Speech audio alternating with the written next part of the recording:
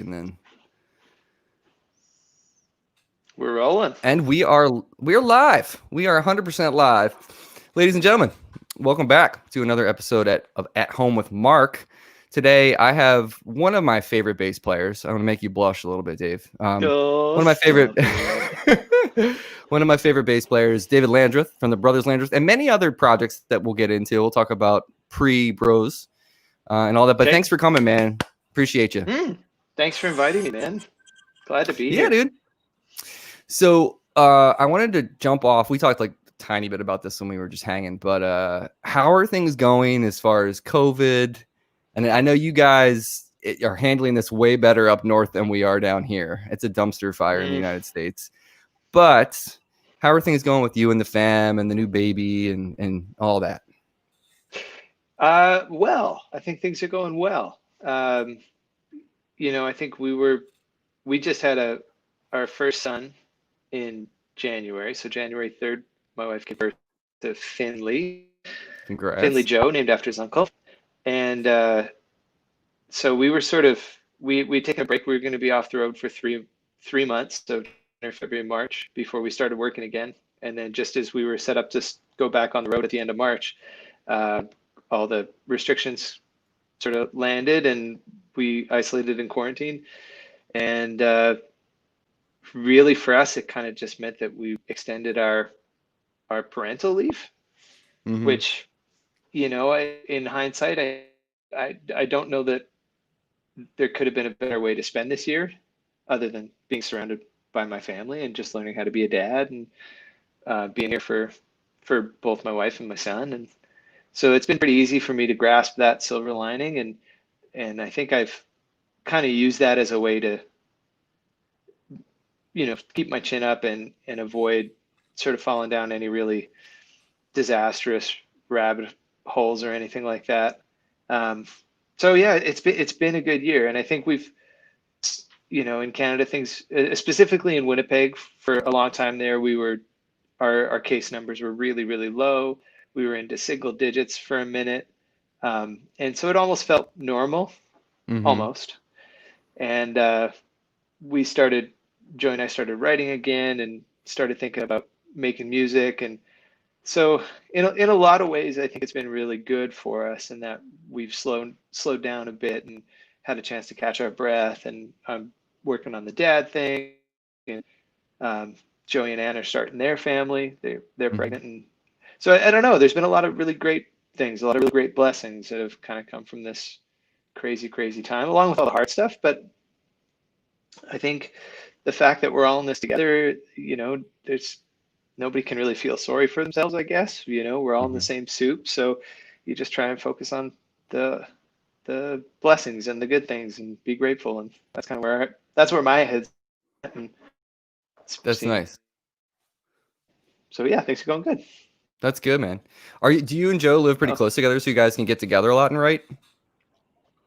Sorry, say that one more time.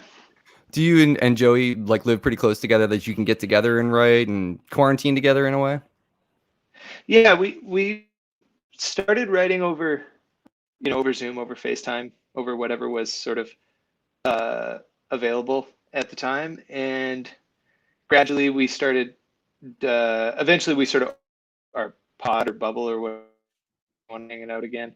So and we live close. We live about 7-minute drive. We're just on sort of opposite ends of downtown from one another.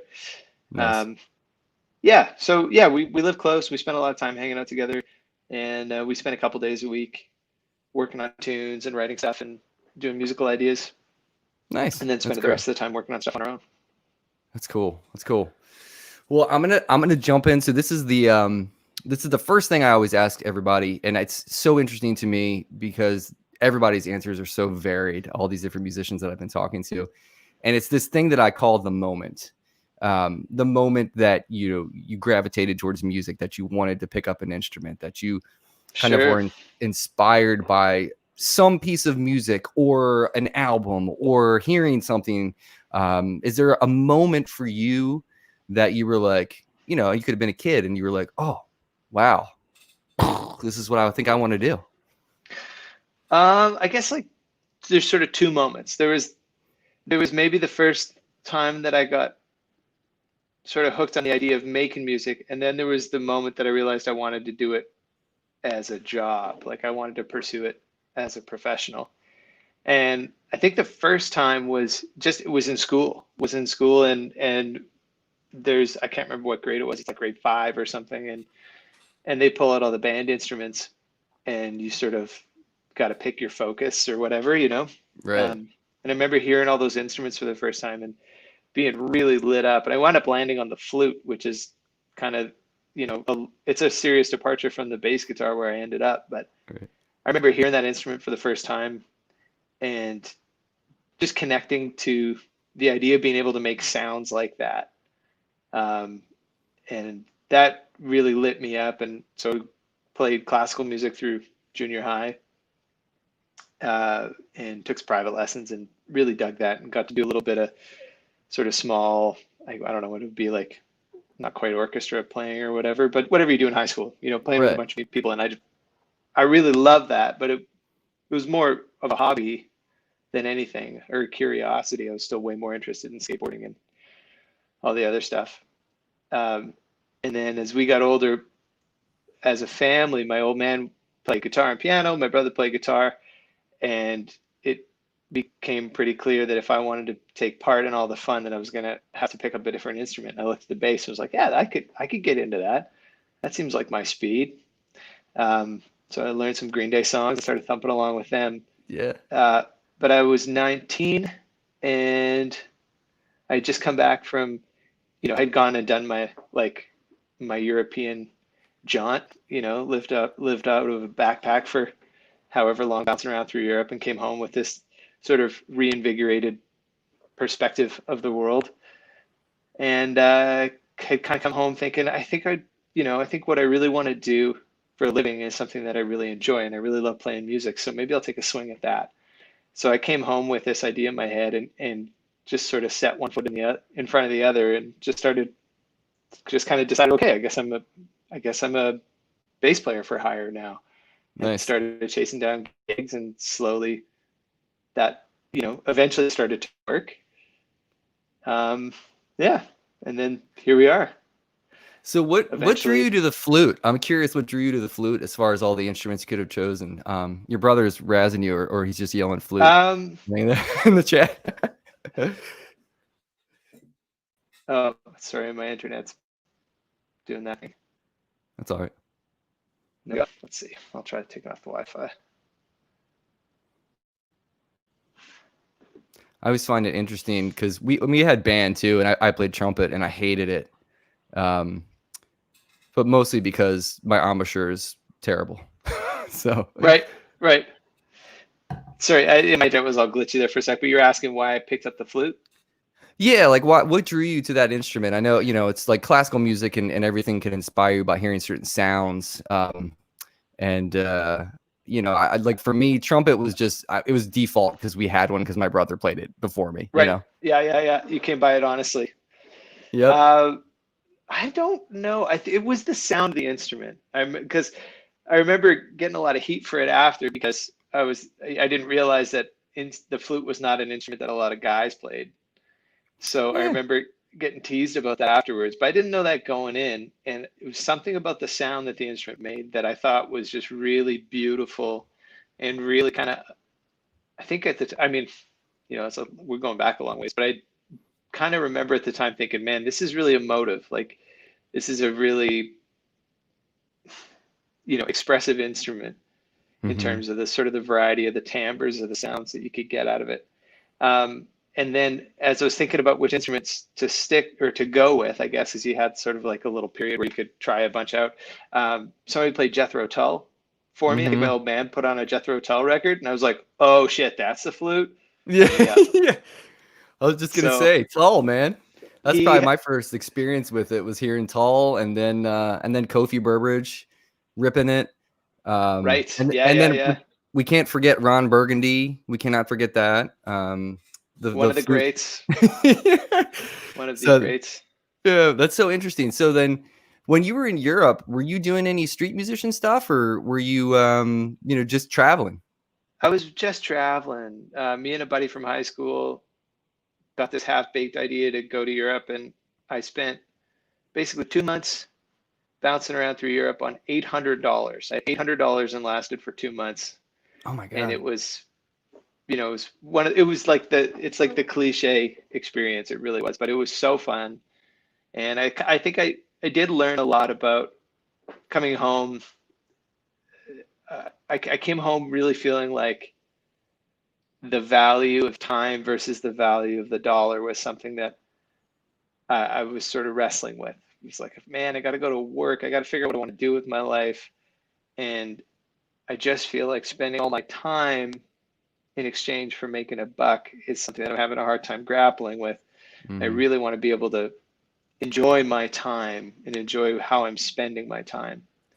Um, Right. I don't think I realized just how broke I'd be as a musician at the time, to be Well, fair.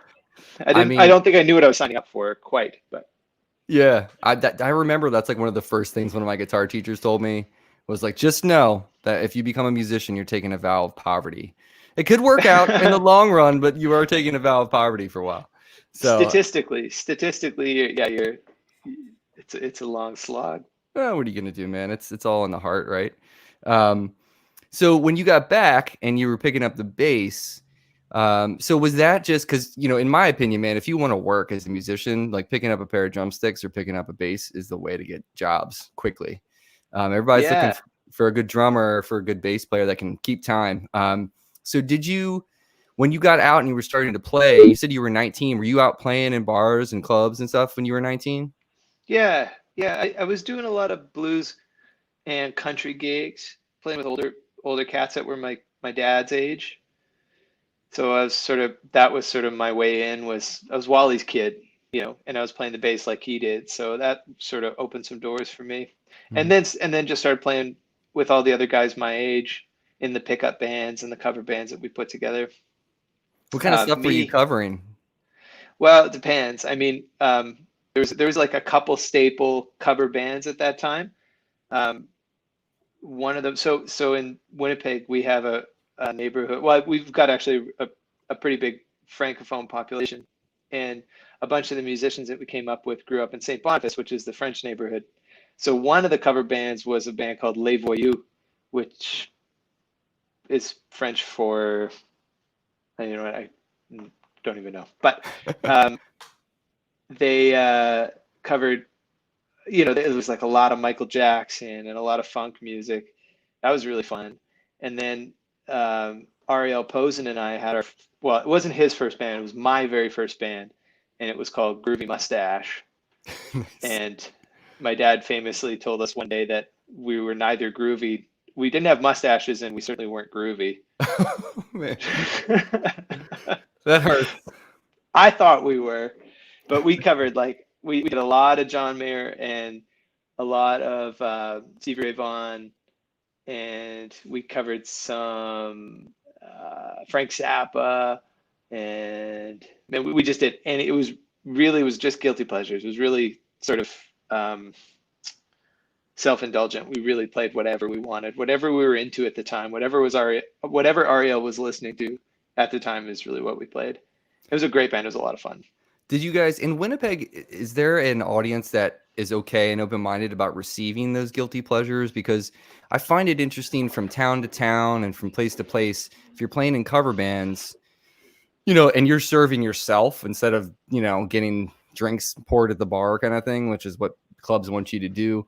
At the end of the day, like, are you like super stoked on what you're doing if you're just playing, you know, um, just the covers everybody wants to hear? Nobody, I mean, I never want to have to play Freebird or Sweet Home Alabama or Sweet Caroline ever again in my life. Like, that was my early 20s. Like, I'll do that for a paycheck for a little bit, but like, is the crowd in Winnipeg, are they very open-minded about hearing original music and like the kind of stuff I you guys mean, were doing? we weren't playing to anybody. I mean, don't get me wrong. We never had an audience. We were just Mhm. background music at the bar. We were playing for ourselves. We were playing for each other. You Mhm. know, we would, you go to the bar, go to the bar Friday, Saturday, depending where you're playing, and all your pals would show up. But that was it. It was a bunch of broke ass musicians who weren't really buying drinks anyway. So it was mostly for us, but we learned a lot there. I never did a lot of the top 40 stuff. I had friends who did. Joey did too, but I never really did. And now I have a gig that I sub in on very sporadically, like pre-COVID, obviously. They haven't done much, but it's a corporate band around town and they do the top 40 set list.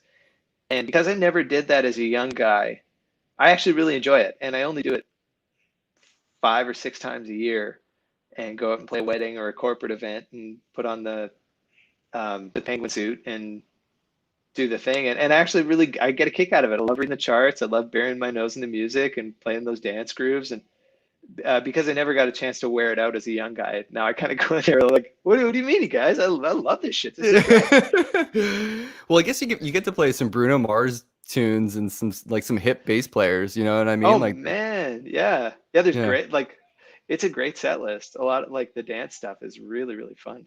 Are there any tunes in particular that you like when you learn the tune? You're like, oh my god, this bass line is so hip. Like, Yeah, yeah. There's a bunch like Bruno Mars, the Bruno Mars stuff. 24 karat gold. That one jumps out as just a killer bass line, and there's this wild breakdown in the bridge that's like so groovy. Actually, all the Bruno Mars stuff is really groovy. yeah. Treasure's really fun. There's a Justin Timberlake song that I can't remember the chorus to, but the bass line is really, really heavy. That one's a blast. Yeah, there's a couple of staples that I'm looking forward to seeing them. All the MJ stuff is always a trip to play too. Oh yeah, totally.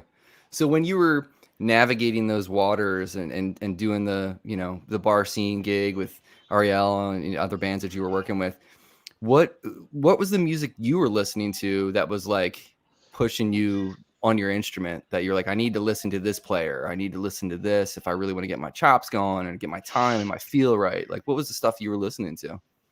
Man, at that time it was like quintessential bass player stuff. I was listening to a lot of Jacko, and that period of like my musical development was really gradually learning what not to play, Mm-hmm. like emulating those guys. Jacko was a big influence, and then I really loved Willie Weeks and Pino Palladino. And those guys, like, I still love all those guys. I just listen to them differently now. I think at the time I was trying to, I wanted to sound like Jacko. I wanted to play on the bridge pickup, and then I wanted to sound just like Pino, and then now I sort of appreciate them for what they are as opposed to trying to emulate them so much. But at the time, I definitely was like, I'd learn a new lick and then try and find a place for it in every song, in every bar. And that whole time was just like, and actually probably the most that I've learned musically came from playing blues gigs. I had a blues gig on Tuesday nights, and I would do an open mic night. And the first part of the night, we do the set with Deborah Lynn, who was fronting the band, and she had a harp player in the band named Gord Kidder, and he's a monster harmonica player. And he used to yell at me from the stage, lovingly, but he would yell at me from the stage. If I played something wrong or if I played something out, he'd just chastise me right there on the spot. And I very quickly learned how to play a lot less and how to sort of take stock of what was happening musically and really picking my moments, or just not going at all and just sticking right to meat and potatoes and laying down the grooves. Because I just wanted to not, I didn't want to catch his attention, like I wanted to play the music so that he could blow and not get yelled at. Was there any after going through that phase? Because I mean, we're all guilty of this, playing too many notes and like going Yeah, through of that course. phase. But was there any other players or records that you identify with that you could talk about is just learning how to like serve the song? Because like that's something Absolutely. Yeah. that you do really well, as far as on any record that I've heard that you played on, you serve the song so damn well. Oh, With the thanks, man. note choices, and because I listen to all that stuff. I mean, when I listen, I'm a guitar player or whatever, but when I listen to music, nothing moves me more than the bass and the kick drum immediately. And how much you lock up, even with like when Ariel put his record out and you guys put that video of Get You Back. I was like, that whole middle section, you have the patience of a saint, like as far as like playing, you know what I mean? Playing behind him and letting him go. And like you guys, I can tell how much you listening to each other. So like, where did that come from? Uh, I mean, that came from a lot of those older cats really teaching me to take my time. And man, I heard that over and over and over. My old man used to say it. He used to say it all the time. He used to say, less is more, less is more. And I understood it, theoretically, but I didn't understand it maybe like spiritually, Mm-hmm. like deeply musically, what that meant to like remove the ego and to serve the song and to be patient and to use restraint and space, because those are just functions of some kind of maturity, musical or even maybe just like a bigger sense of maturity. Like you almost need to be there in your life where you can wait to speak and listen. It's listening, right? It's just a different way of listening. It's conversation. So I think I learned that from the old guys. Um, and then I don't know, like playing with Ryan Voth, who's played on the last couple of Brothers records and Ariel's first record, Joey's solo record. He and I've made more music with him than I think just about anybody. And he has so much space in between his notes that, and he is so patient and he is such a song servant and such a machine that like I was deeply, deeply influenced by his playing. And I learned how to play with him in a really big way. Um, and I'm really spoiled musically. I've always struggled to play with other drummers because it takes me a minute to find somebody else's pocket and Right. hook up with another drummer because I knew him so well that we got to a point where we could make music without thinking and speaking. Like it really was an intuitive thing. Yeah, you can tell it's palpable, like when you two play together, and especially in that track, and his drums always sound so great too. It's like any Oh record that yeah. I mean, it just sounds so fat and full. And I didn't even realize this, but like listening back to stuff like on Ariel's record, like Fade, like I don't think he touches the crash cymbal once. No, I think that was really deliberate. That was like Ariel's records. He has such a clear and defined vision for what his music should sound like. Um, Probably more so than just about anybody I've worked with. Like he knows exactly what he wants. Hmm. And with that song, he had such a specific vision for it, and that it was like, his music has a ton of dynamics, but that song specifically was meant to just truck Yeah. all the way through. And I think even for Ryan, who's like he does that stuff in his sleep. Even then, Ariel kept coming back, being like, "No, no, I mean like nothing, like just keep going." Yeah. So yeah, that's interesting that you pull that one up because that's a great example of that. Did you, as far as musical maturity, did you find that start to click? Like for me, I don't think that even started to happen until I was in my late 20s.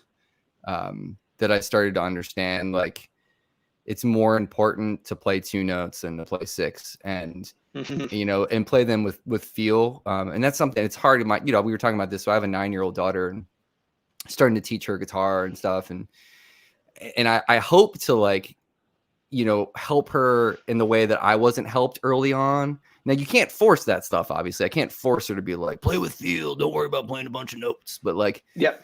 um, but like, when did that click for you? As far as like, okay, I got this.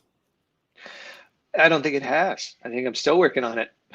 Okay. I think I think that's like I in the same way that like I think in life you've always got to remind yourself to listen and sort of dig in a little deeper, pay more attention and be more deliberate and more present. I still do that with music all the time. I still find myself being like, "Oh man, you got to get your head out of your ass. Stop thinking about the sandwich and get back to work." You know, stop thinking about stop thinking about what you look like. Stop thinking about stuff that isn't being there and making music and being on stage with your friends and just constantly bringing back to that place of focus and presence. It's like that is that's a lifelong pursuit. I think you get more patient, you get a little more mature, you get a little more choosy with what you do and what you say musically. But it's like there's no way I could say that I'm there. Like that's a lifelong pursuit for sure. Yeah. It's humble because you are there. Trust me. it's, Oh it's man. working. Whatever you're doing, keep doing it. And Well, thanks. you got a bunch of your musician friends hanging out here. So thanks for hanging out, guys, and coming by and checking this out. Can you see people there? Where Yeah, where where are the people? you see the chat on the screen on the right. So everybody's saying hi. Oh yeah. So Meg's in here, Mike's in here, Joey's in here, Terry's Oh in hey here. people. Yeah, so everybody's hanging out.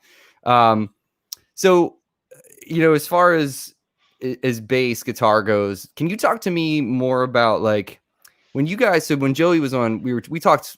I've talked to him so much that I was like, what do I talk to him about that I haven't talked to him about before? But for me, Let It Lie came into my life in a very poignant. I needed it at that time, and how it came to me was very interesting. So in my day job, I'm on the phone a lot, and I was talking to a client, and we were talking about guitar pedals and stuff because he plays, and he was talking about a specific pedal, and he's like, "Oh, have you listened to the Brothers Landreth at all?" And I was like, "I don't know what you're talking about." And he's like, "They're a Canadian band," and I was like, "Well, that's weird because I love so many Canadian bands. I like grew up listening to all these Canadian bands like I Mother Earth."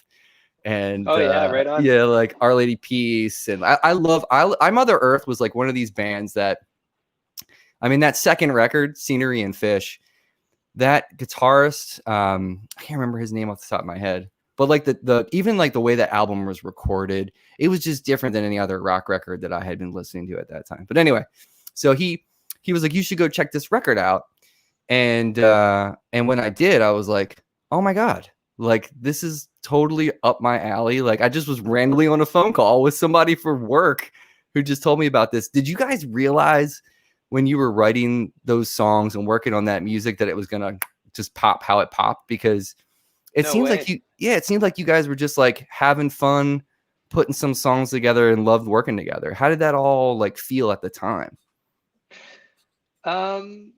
We had no idea what we were doing. We we like with that recording, we sort of looked at each other and went, I don't know, like, I guess we're a band now. Like I don't know what bands do. Because we'd grown up in a scene, like it's fun to see Meg and Joe in the chat room. Like we were all side players. We grew up in a scene that we weren't in bands. I mean, Ariel and I had Groovy Mustache, but it wasn't like a very serious project. It wasn't like garage bands, indie rock bands. Like we were all out there playing and gigging and trying to make a living playing our instruments. A lot of us because that's what our parents did. Meg's dad was a gigging musician. My old man was a gigging musician. Ariel's parents were musicians. So we're just like, that's just what we knew. But when we started writing songs, that was like a serious departure for us because we'd never imagined ourselves as songwriters or as band guys. We were always the side guys, and we kind of took pride in that almost. So when we were doing that, we were flying by the seat of our pants. We thought these songs sounded okay. We weren't really sure. We thought we were happy with them, so we thought you should record them. So we went out there and made this record, and we just did the thing that we do. We just played the kind of the sounds that we were stumbling on. And yeah, it took us all by surprise, I think. Yeah. Did Yeah, you? How for long sure. did Oh, it for take sure you? did.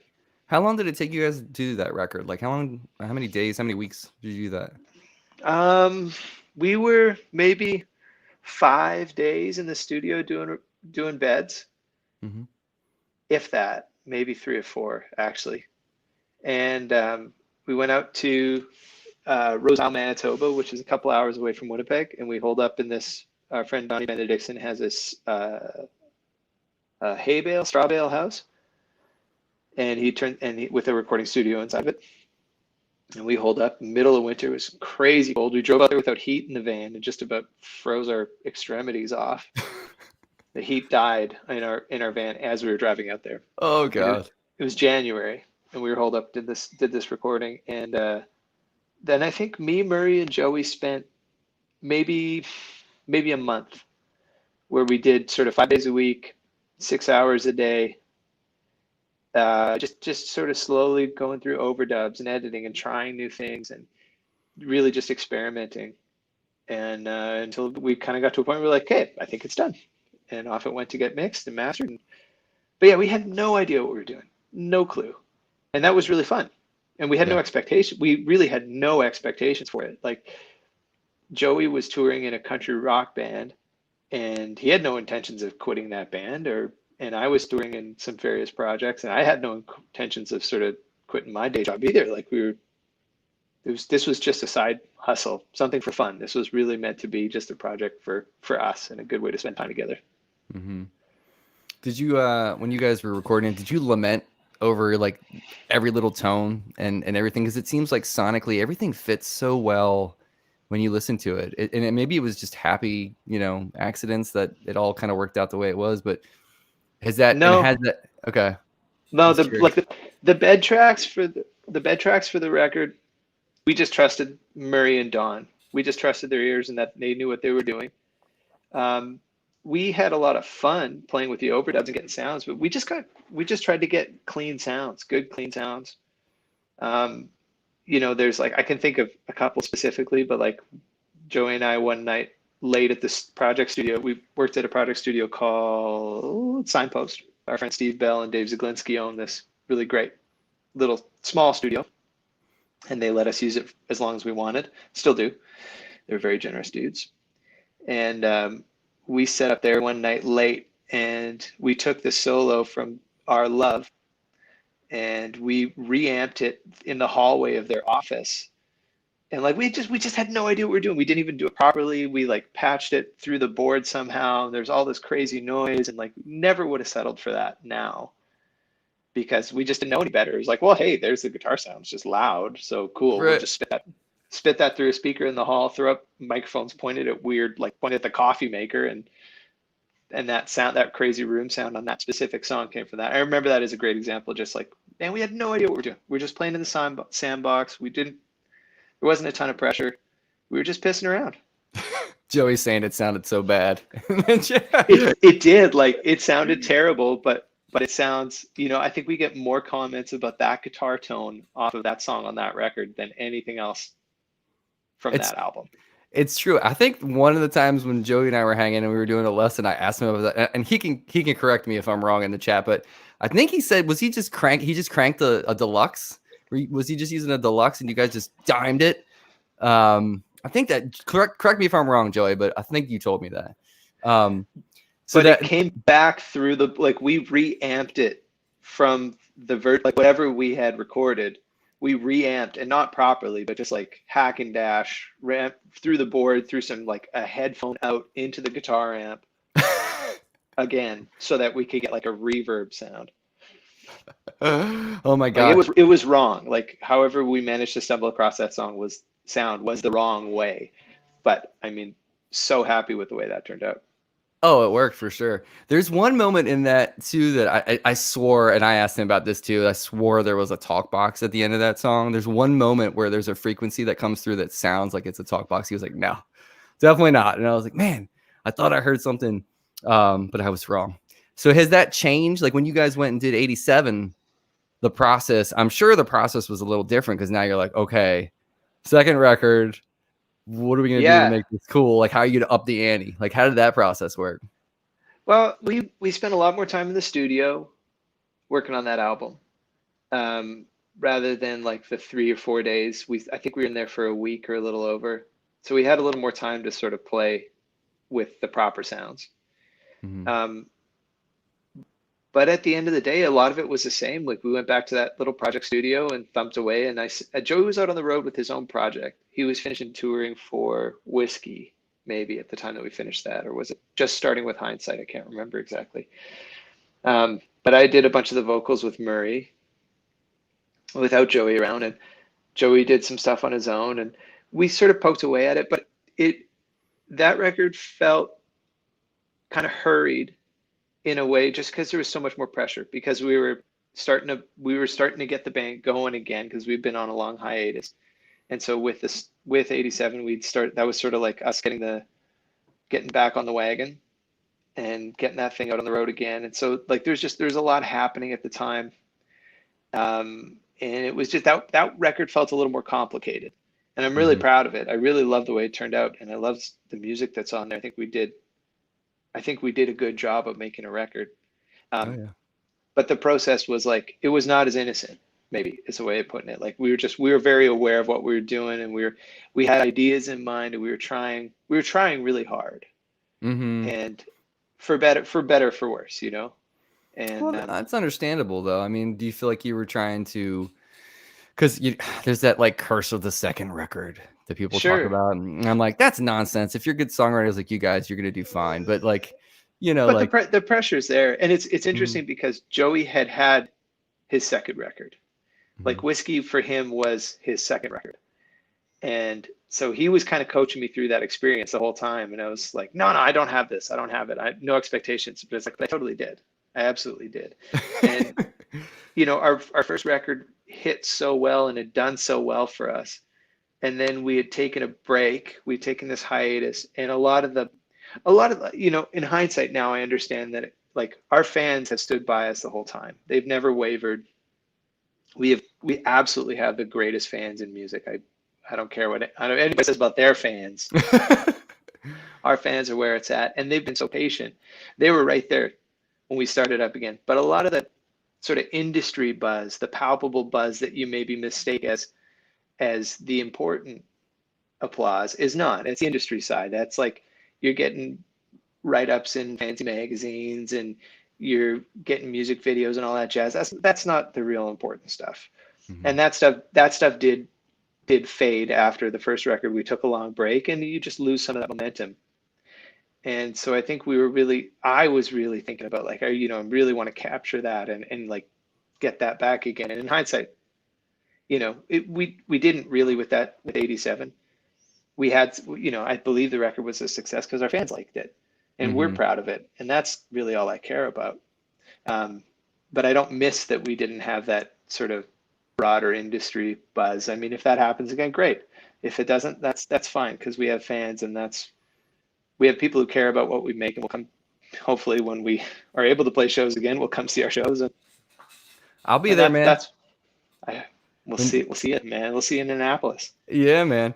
Last time when you guys were here, I was telling you, it's funny because so many people in Baltimore I brought to that show, like friends of other musician friends of mine, and I find that's like a large part of your audience too. A lot of people that are like just really, kind of rabid, voracious music consumers, like this love music and just eat it up. And there's so many musicians, I think, that listen to you guys, and I think that's one of the coolest parts of a lot of the bands that I like is there's so many musicians in the audience. Mm-hmm. Um, and to me, that's a huge compliment for you guys because we do, like, for me as like a young musician and well, I'm not young anymore. I'm 41. Christ, but Dude, we're um, still young. We're still yeah. young. Don't say that shit. Okay, but sitting in the audience and watching those songs come to life and watch you guys make those songs come to life, spontaneously and not be afraid to take things places improvisationally or whatever you want to do with the music is what I really appreciate you guys for, is like listening as an audience member. But I wanted to ask you, so as a bassist playing with your brother who plays in open C tuning, how do you stay out of the way frequency? I've always been curious to talk to you about this. Like, how do you choose to play the lines you write and stuff just to stay out of each other's way frequency wise? Because You it know what? doesn't happen. There sonically, I leave it up to our sound guy to sort that out at front house. And on stage, I think I'm deliberate about like sort of how I sculpt my sound on stage to try and make sure that I'm not filling up too much low end. Like I really I let our sound guy do that at the house. I get a tone that I like, but I try not to be too heavy at the bottom register just because it just makes for a lot of mud on stage, especially with the fact that Joey gets down low. But also Joey's sound is it's always been really clear. It's not muddy and it's also not heavy in those registers. So despite the fact that, maybe there's some overlap, sonically there's still a lot of clarity, and always try and make sure that there's like a little bit of mid-range poking through on the bass so that you can get it to sit. So Mm-hmm. that's just like in terms of like the actual timbre, the sounds that we're getting. Mm-hmm. And the lines, I don't really think about it. Like I really try, this might sound flaky, but I try not to think about it. I try and just get my head in the song and in the performance. And it's more like just just kind of letting whatever pops into my head, just try and do my best to try and get that under my fingers. Mm-hmm. And the moment I try to like start writing lines or being deliberate about composing stuff, I always find myself kind of stumbling. Um, Mm, so, there's some like there's a couple of musical devices that I think I like to use a lot. I really like playing with uh, moving chord tones underneath. I really love like what happens when you play a five chord or a five over the one chord. What feeling does that give you? What happens when you play the six over the four chord instead of the four? Like that's like kind of the extent of my cleverness musically, I'd mm-hmm. say. Um, yeah, and otherwise I'm just trying to get out of the way and let the music sort of flow through, wherever it comes from, is try and hear it in my head and try and get it under my fingers. Um, and then I think maybe the only thing that I am aware of is just trying not to step on Joe. So, stepping on the lyric or getting in the way of something that he's trying to say on the guitar, somebody else in the band is saying at the moment. Just trying to share that space. And you do that, and I just do that, try and keep my ears open, keep my head out of my ass. Right. Yeah, because there's so many interesting harmonic things that happen in your music, like in the Bros music. And it always seems to me like, as a listener, because I don't get to listen to music loud unless I'm in my car by myself. Like, Yep. or if the wife and the kid aren't home and I can crank some, music at home. But it always seems to me like there's never a concern with, the bass getting in the way with, harmonically what Joe's doing. Which, for me, it seems very intentional. Maybe if you're just like feeling it and you're just like, okay, this feels better, like that's working really well because Yeah, I guess it's so. and it's interesting to me because since I've been messing with that tuning myself, having been inspired by what Joe does and what you guys do, and because it's so piano like, and as as a piano as my second instrument, I really love that tuning for that reason and the timbre of the instrument. And you would think, like when I started doing it, my bass player was like, "Well, what am I supposed to do?" I'm like, "What do you mean? What are you supposed to do? Play your bass, man. Just like figure out where you can sit." But I was like, I've always wanted to ask you that because anytime he's like, "I don't know what to do on this other than this. Is this okay?" I'm like, "Yeah, it sounds fine."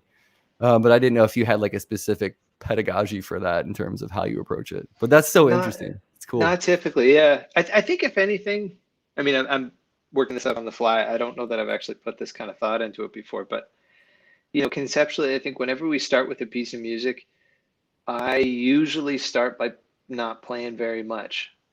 Um, and then you start like, if we launch into a new song or a new idea, I'm playing whole notes and root notes, and I'm kind of listening for something. I guess I'm just kind of waiting for something to hear Right. something that maybe it's movement, maybe it's a Oh, rhythm. What sorry. happened? I don't know. Somebody's calling me, I guess. Ah, um, you're an but so important are you guy. uh, so are you waiting for like opportunity to maybe even like make that harmony sound more interesting too? Like if you kind Yeah, of are just potentially. sitting, okay, yeah, I can see Yeah, that. potentially. Yeah. I mean, like I said, I don't think that I've actually put a lot of deliberate thought into it. I think if anything, it's like, and I know it sounds so flaky, but it really is just like trying to not think too much. All the thinking and practicing that happens in anticipation and getting up on the bandstand or getting into the studio and making noise, you kind of try to forget it and leave it at the doorstep. Hope that you've done a good enough job of staying sharp and fresh and inspired that when you get there, you can just sink into it and see what happens. That's And awesome. I think I'm hugely inspired by the musicians that I'm surrounded by. And speaking of Ryan, and Ariel's another great example. These are guys that we've done an incredible amount of playing with, and suddenly we find ourselves in a position where we played with a bunch of drummers, a bunch of different drummers, and every time I play with a new drummer, I'm inspired to do something else. I hear something new, they present something and they say something a little differently, or they feel the beat in a different way. And that takes me on a whole other trip, and I start hearing different ideas completely. And then ditto, we had Ariel in the band for a long time, and then suddenly started to play with the piano player again, and all of a sudden all these new sonic ideas sort of present themselves. And yeah, so it's just like whoever is there making music is really having a really big impact on the kind of decisions I'm making and the sounds that I'm hearing. That's cool. Let's talk about, like we were talking about a couple weeks ago, and when you said, "Sure, I'll do this," and I was like, "Let's talk about some albums that Yeah. are, big deals for you." I'm curious, are there any artists that you got late to the game to that you were like, "Oh," and then you had this whole discography to go back through that you were so pumped about? I just had that happen this week with John Cleary. I don't know why, Oh man, yeah, he's dude. heavy. I don't know why I never listened to John Cleary before last Saturday. And now I'm like, now I have a ton of music to sink my teeth into. But let's talk about some of that stuff with you. Isn't that a joy? Isn't that a joy when that happens to you? You're just like, oh my God, there's this whole universe of music over here that I get to, and that's like, there, there are so many lifetimes worth of great music to go through. You'll never exhaust that. I think that's so great. Oh my God, dude, Um, that album, the first record I bought of his last weekend was that album Dynamite. yeah. Uh, Woo, man. That dude is so funky. His band is so funky. And then I was like, oh, Nigel Hall played on this and sang on this. And like, I have so much music to get into with this cat. Like, besides, like, that album blew my mind. Like, there's only a couple albums in my life that were like life-changing moments, like D'Angelo's Voodoo and like a couple things like that. But like, tell me about yours. I want to hear all about your stuff. Um, yeah, I mean, Voodoo is almost like the obvious choice for a musician of a certain age. Mm-hmm. Like that record had such an impact on all of us. I think across a whole bunch of different styles, everybody knew that record. It was Mm-hmm. like, as much as it was like a critically acclaimed record, it was a musician's staple. So I don't even feel like I want to go into that one because anybody who's a musician who's listening to this knows Right. we're already on the same path. Yeah. And then, for a lot of us that were playing guitar music, especially, John Mayer's Continuum felt like, that was a huge influence on that record. And so that whole album was also really seminal for a lot of people. So I'm gonna skip that one too, even though both of those had a huge influence on me. Mm-hmm. Um, there's a couple, and talked about space and the use of space and restraint. There's a Donny Hathaway record, Donny Hathaway Live. Somebody in the Uh-huh. comments will be able to tell you the exact one because there's a couple of live records, but it's the one that I'm thinking about. The one with Jealous Guy and You Got a Friend and Jealous Guy, You Got a Friend, it, and Willie Weeks is just such a monster on that album. yeah. And my friend Emmett, when I heard that record for the first time, was from my buddy Emmett, and he turned me on to that probably about 10 years ago while we were on the road. And he was like, "You will not hear an album with so much joy Mm-hmm. in it." And that is like, I cannot wipe the smile off my face when I listen to that record. And the bass playing is so tasteful, and it's really colorful at moments. It like the version of Marvin Gaye's "What's Going On" Mm-hmm. is a really busy bass line. I mean, it was the original version was that's a Jamerson track, and it is also very lyrical and very busy, but so is Willie Weeks' version. But yet it never gets in the way. Like, it pops out in has these really beautiful moments, but never steps, oversteps. And then there are tracks on that record that he holds a groove and does not deviate from for like 7 minutes, and it just feels so good. And the rhythm section is so restrained. Mm-hmm. So that's one of my favorite records. Has still been one of my favorite records. I was listening this morning, sort of in anticipation of this. I was listening to Joni Mitchell a bunch, and there's a handful of records from her that I really, really, really, really, really love. Um, and one of them is Don Juan's Reckless Daughter. Another one's Hijira. And then there's a live record called Shadows and Light. And those three Jacko is on. And I think Metheny is, I don't know if it's the same band on all of them, but Jacko's on those three. Metheny plays on Hejira and Shadows and Light for sure. I think for sure. Somebody's going to correct me if I'm wrong. Don Alias on drums, but just a massive, massive band, and they're just making such beautiful music. And Jacko does such an incredible job of playing these gorgeous, gorgeous, groovy lyrical lines. He's so expressive on his instrument while somehow still playing the bass. It still feels like he's playing the bass on those tracks, even though he is right up there with Joni in terms of like being this such a focus of the whole song. But which one of those records, because I don't have any of Joni's music and I've always wanted to listen, but which one of those should I check out today? If you were going to say go check this one out today. Maybe Hejira. Okay. Is one of my favorites, and I couldn't tell you why specifically, just that one's close to my heart. I think like all the records I knew growing up that were playing in our house as a kid, I always gravitate towards, and I'm always kind of sweet on, just because they also remind me of being a kid. Yeah, and I remember what they sound like from a point where I didn't have an instrument in my hands, and I didn't listen to songs based on parts and based on production value. I didn't hear any of that stuff. I just heard music.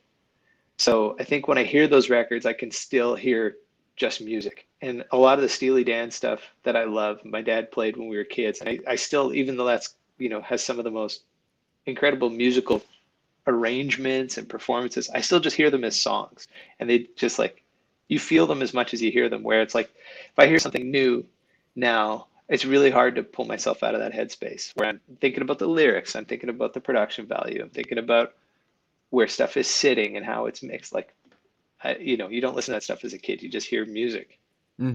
It's like a blessing and a curse the older you get with that stuff, because sometimes I feel like you have to get out of the way of yourself and just enjoy it for the fact that it's amazing music, instead of breaking everything apart. Like, I don't know about you, but for me, there was one point in my life when I started going to shows, like to concerts, when I was like analyzing the music instead of just enjoying it, and not analyzing it in a critical way, but being like, what's going on there? Well, what can I take away from this? Like we were talking about the Wood Brothers before this. I don't do that at their shows, because those guys get so much mileage out of 1 and a 4 chord. I mean, you know what I mean, man? But absolutely. Like not in a bad way. And it never feels wrong to me. Like, you can listen to, the night that we went to see them, they played songs off of every record, and they touched on every record that whole night, the whole discography. And I was like, man, half, if not 70% of the night was 1/4. Like the whole night. And it just felt great. So it's just like, it's so interesting how much mileage you can get out of that stuff. Did you guys, because when Joey was on here, we were talking about Little Feat. Yeah. Did you have that same experience as he did with that? Or were you like, that band's great, but this was more my bag? No, I think I was an early adopter, if anything. And yeah, because we used to cover a bunch of Little Feat songs in Groovy Mustache. Okay. And I was a huge Lowell fan, and we covered a couple Little Feat tunes, and then it covered a couple songs off of Robert Palmer's record "Sneakin' Sally Through the Alley" that Lowell George produced with Alan Toussaint and Zigaboo. It was the Meters, were basically the Meters and Alan Toussaint. Yeah, which is one of my favorite records. I just listened to that the other day. I was like, yep, that's still up there. Me and you both. Joey and I were talking about that record too, because that record is in my top 3 probably. It's just it's so good. Heavy. Oh man, the whole thing, like the whole damn album, like, and even like the slow burn grooves, like Through It All There's You. That song, it's like light match or light fuse runaway kind of thing. It just burns. Anything else, like did you ever get into? And so I grew up with older siblings, and I was into like the Grateful Dead, and then I got turned on to like the jam band scene. Did you ever get into any of that stuff at all? Did the Dead or Fish or any of those bands filter into Canada as much as it is down here? Oh, they did for sure. I just wasn't. I went through like a brief period of really digging that stuff, but it was more curiosity than genuine passion. I think I've always been more turned on um, to the song. Like I've always been attracted more to songs than necessarily like um, the musicianship. And I think a lot of the jam band stuff really sort of showcases the musicianship. And then Mm-hmm. maybe that's a bass player thing too. Just like I'm really curious in seeing how people support the music. That said, I Mm-hmm. mean, I love Little Feat, and that's pretty jammy and that's pretty funky. But I went through a period of that where it was like I was listening to a lot of like Galactic and and again, Groovy Mustache. We covered some Fish tunes. Ariel really loved Fish stuff, so we covered some of that. So yeah, it was there, but not a huge focus for me. Like it was a brief chapter, maybe. Right. What other anything else that you can touch on as far as like, past the Joni thing, like anything else that comes to mind that maybe I don't know about that I should check out? Yeah. Okay. So one of my favorite records, and it's a sleeper, is a record called Little Village, and it is Ry Cooder and John Hyatt and Jim Keltner and who's on the bass? Is the guy from Squeeze on the bass, and his name is escaping me. But it was the band that recorded John Hyatt's "Bring the Family," and Okay. they basically created this super group, and they put out one record, and it's very like production wise, it's almost coming around. Like if you hang on for a minute, it'll be perfectly at home with a lot of other pop stuff that's coming out right now. But it's a little dated because it came out in the early '90s. But it's got some of my favorite songs and some of my favorite playing on it. And that's one that I don't think a lot of people know about. Those that do, like those of us who are in on it are just like, oh yeah. And not everybody digs it. It's like it's an eclectic flavor, but that's one of my favorite albums of all time. And I've I've put a lot of mileage on that album. Wow. Okay. Yeah, I've never heard that record. I will Yeah, definitely check that. I mean, just check it out. those three cats alone. I was like, what? What? Yeah, oh, What? it's killing me that I can't remember the bass player on it. That feels Is it Nick Lowe? Joey's putting in yes, here. Okay. thank you, Yeah. Nick Lowe. Yeah, There thanks, you go. Joe. You got your musicologist in the crowd here. So, anything that you can divulge about the new record that's happening right now? Anything you can talk about? What do you want to know? What do you want to know, man? Well, so how are you guys like? How many tunes do you think you're going to try to put on this, and like how much stuff have you gone through? Have you gone through basics? I got you, boo. He's saying, "I got you, boo." Um, anything you can kind of talk about as far as like the amount of songs? Like, is it going to be out 2021 or like what? What are you guys thinking? Sure. I'll give you the Coles notes. I mean, we'll wait to see on the release date. I think we'd love to be able to put something out for spring of 2021, but uh, in my experience, records always take a little bit longer than you think they do. Mm-hmm. Um, I think we're maybe on to some of the best writing that we've ever done. This record is really going to be kind of a return to just me and Joe making music at the heart of it. I mean, part of that due to COVID, you know, Mm-hmm. we can't do big groups of musicians, and we don't really have a ton of opportunity to collaborate safely. So it's going to be pretty slim back. Mm-hmm. Um, but yeah, we've already, I think we've got about 8 songs that we're set on. We've probably written about 15 or gone through about 15 songs. And I think we'll probably double that by the time we're done and pare Awesome. it back to probably 10, 11 songs. It'll be a full length. It'll be a full length for sure. Nice. Um, but this is the first time that we've ever had a surplus of music to dig through. We kind of went through a bit of a writing spurt earlier this year, and stuff just kept coming out, and we were really inspired by that. Now we're kind of paring it back because we're going and starting some. We'll start some of the sessions shortly to do the first batch. And we're going to do it in a couple of chapters. We're going to do sort of a batch of tunes and then sort of build them up, and then we'll go back into the studio when we got the next batch and do the second batch. And um, but this stuff, I mean, I feel like this is some of the most honest writing that we've done, and I think it's some of the strongest writing that we've done. It's also kind of setting itself up to sound quite a bit different. Like Joey has been exploring some really wild sounds and is really kind of breaking out of the mold from what we've done. I think, you know, I don't doubt that you'll be able to hear a lot of who we are in this music, but I think it's going to challenge some of our listeners a little bit because Joey is really growing as a musician. And I think, dare I say that on this record, Joey's going to sound a little less like a guitar player than maybe we have on previous records, because there's just so much more coming out of him than just guitar music. There's sounds, there's orchestrations, there's these really ambitious harmonic ideas. He's playing tons of piano and organ and just kicking ass. Nice. So I'm really inspired by that. I mean, like, he's kind of leading the way in terms of setting the creative vision for this, and he's co-producing the record with Murray. And I'm really inspired, man. This is the first time since Let It Lie that I think we've really had a chance to really understand what we're doing creatively. I think 87, we were, like I said, I felt like there was a little pressure there, and we were sort of scrambling to organize ourselves as we were getting the band together. And there was also this really interesting interplay between Joey's solo career and what we were doing with the Bros, and it wasn't super clear about how those two things were going to mesh. And now that we've kind of figured that out, Joey's had two very successful album cycles under his own thing, and now we're doing this thing with the Bros, and it's like I feel like we're really creatively really focused and on the same page, and I'm so inspired by it.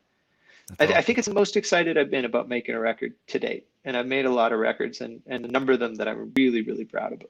So that warms my heart, man. That's great. Are you, as far as like how you guys are recording the record, do you guys have different musicians that you guys like to pull in, like as far as drummers and other musicians that can add to this? Are you going to be doing more of that? Well, I think sort of at this point, I don't really know. We're doing some sessions coming up shortly, and that fellow that I mentioned earlier, Emmett, Corn Dog, we call him, Emmett Van Etten, he's going to come in and do some beds for us for this first group of sessions. And I guess we'll see where we end up. We talked about bringing in another piano player to do some stuff, but honestly, Joey's been playing so much piano lately that I kind of imagine that he'll end up playing a lot of it. Nice. But the idea is to keep the skeletons of the songs really simple: bass, drum, and guitar, vocal, and then just build them up from there, kind of figure out who they are through a process of elimination. And we may get to the point where that we realize that we need to, maybe there's some string arrangements that need to happen. Actually, more than likely, I imagine there will be, but it's so hard to say. Like, they're just, our process has always been pretty simple. The way we start with usually an acoustic guitar and a vocal, and then we just build it up. Start with the beds, and that sort of fleshes out the arrangement, and then we just start to add things until it feels like a song.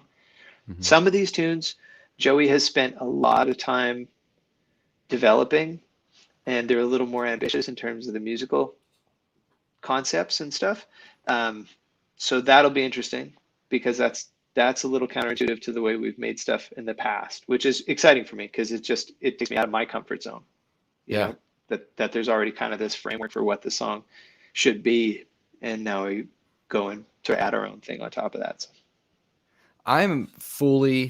I'm ready to be challenged as a listener. That's the thing that I like about artists. You talk about somebody, one of my other favorite musicians is Charlie Hunter. And oh man, absolutely. He has reinvented himself basically every record, and, has kept his fan base, and he's actually going to be on my show next Wednesday. All right, man. Good for you. Yeah. But he's a similar guy that I'm always like, throw it against the wall, man. It's going to stick. It's fine. I'll be there. You know what I mean? That's so great. Yeah. I love that fearlessness. And I've always been drawn to artists too that are willing to go into uncharted territory and aren't too worried about the repercussions of that. Because that to me is like, that's a real exciting thing about being an artist and making things, is exploring and growing and learning. And there's comfort in making stuff that and there's a time and place for that too, I suppose. But yeah, I don't know. I'm excited. And certainly, like, on this record, Joey is certainly keeping me on my toes, and I think that's a really cool thing, and I'm really excited about it. And hopefully I'm doing the same for him. Maybe I'm just a pain in the ass. No, dude, he'll let you know in the comments. Well, I can't wait to hear it, man. As a fan, and just like you know, like I said, like for real, like you're one of my favorite bass players. There's a couple of them. There's you. There's Tim LaFabe.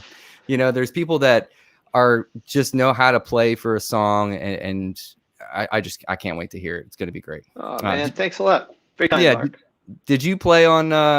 So I was razzing Joey last time about the Little Feat record that he was working on. Did you play on that with him? No, that's Didn't? Meg. Yeah, Okay. that's Meg Olovich, Right on. who's another serious monster bass player. Oh yeah, I remember. And She was also, touring with him. that's right. And that band, that Les Voyous band, that was her gig. So I was subbing in for her on occasion in that band. Okay, Um, cool. yeah, you want to talk about like monster, like crazy groove, great chops. Yeah, Yeah. Meg is fierce, man. It seems like it. Every time I've seen videos of them playing together, it seems, oh, yeah. I mean, you guys sound like you have such an amazing community in Winnipeg too, like as far as a musical community. It It's pretty seems so special. great. It's pretty special. And like now we've seen a couple of generations kind of come through and consistently now there's a younger generation, guys and gals, people that are about 10 years younger. And it's really wild to see because it's a whole different scene, it's a whole different vibe. They're coming from a totally different place, but man, same deal, just like really tight, really collaborative, really supportive, and making really cool music. So Well, it's a good time. I got to get more of you cats on this too. Maybe I got to talk to Meg if you're still here. I got to talk to you about doing this too. I'd love to talk to you. Bass players galore. Welcome all the bass players. Let's do the lightning round get down. You ready, buddy? No, I'm stressed. You shouldn't be. My heart's All racing. right. All right. This is all fun and games. Okay. Nobody's going to lose an eye. It's totally fine. All right. All right. The first question's always the same. Lennon or McCartney? McCartney. P or J bass? P. British office or US office? U.S. office. I think the British office is just too mean. I can't get behind it. But all right. Gervais just too nasty. Sorry, carry on. No. That's fine. All right. As a new dad, Huggies or Pampers? We're a Huggies family. Letterman Absolutely. or Leno? Letterman. Lionel Richie, hello, or Adele, hello? Oh, Lionel Richie, hello. Come on. Thank you. Really? Thank you. I know. It's just a joke. Every time I do these, I try to find similar song names, different artists. All right. Temple of Doom or The Last Crusade? Honestly, couldn't tell you difference in plot lines, but whatever. Harrison Ford for president. No more celebrity presidents. Actually, no. He should just be. Yeah, let's quit that. Let's quit that. That's done. No, let's keep qualified people in office. Thank you very much. Never mind. I would agree. We're gonna do our best in November to make the rest of the world Good proud. luck. I know, Good right? luck. Nirvana or Foo Fighters? Nirvana. I mean, you gotta respect where it came from, and Yep. I think even Grohl would say Nirvana. Oh yeah. Pizza or pasta? Pizza, man. I'm not classy like that. Give me pizza. Okay. Jaco or Pinot? I choose death. You can't do Don't that. make You me can't do it. mad. You gotta. Okay, Jocko. I'm gonna go with Jocko just because I'm paying homage to my 20-year-old self. You made it through, man. That's it. That's all there is to it. Oh, we survived. Hey, man, I made Joey do Derek or Doyle. So Derek Trucks or Doyle Bramhall. He said Doyle, didn't he? He did chose say Doyle? Doyle. He did. Yeah. He did choose Doyle. Yeah. So, well, thanks so much, Dave. This was a lot of fun, man. Thanks for I hanging love out. that. Thanks for having me, man. And I really look forward to seeing you down the road. Take care of yourself and and the fam. Yeah, man, you too. I mean, everything's stay in going touch. well up there. Yeah, totally. And then, so like I said, guys, everyone that's in here, Charlie Hunter next Wednesday, which will be cool. Damn. Ariel's gonna be on the first week of October, and we'll talk about fish. Thanks for giving me a little fodder for content there. But thanks so much for hanging out, guys, with me and Dave. We'll see you next time, and take care of yourselves. All right. See you, Mark. Thanks, man.